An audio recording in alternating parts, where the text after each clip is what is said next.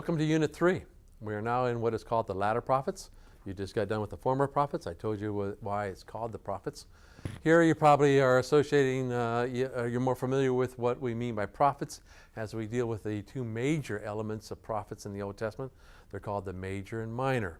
Keep in mind they're called major and minor not because of their significance, but because of their quantity.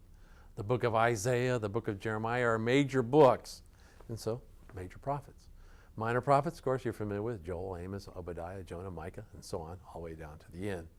And so this basically is a section that shows you the mindset of the people.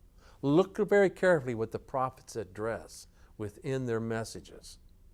These are the issues that Israel is facing and why eventually it's going to lead them into captivity.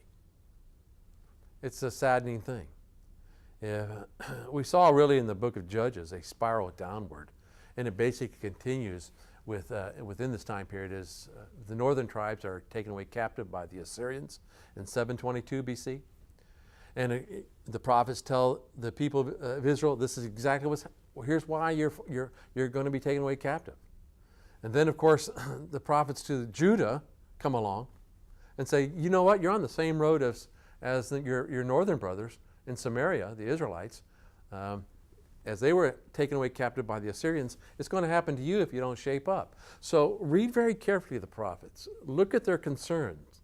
A lot of those concerns are the same issues that we face today. Social injustice, robbery of the poor, taking advantage of them, misconducts, rampant immorality.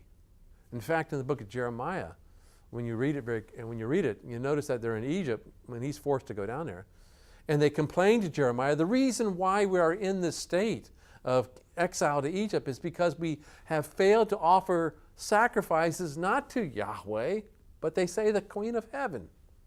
The Queen of Heaven. Unbelievable. And so it's a fascinating time period. The prophets, most all of them, of course, live in the land of Israel. Look where they live, their key cities.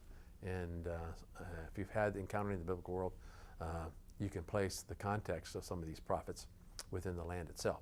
So I trust it'll be an exciting time for you. And again, look forward to working with you online.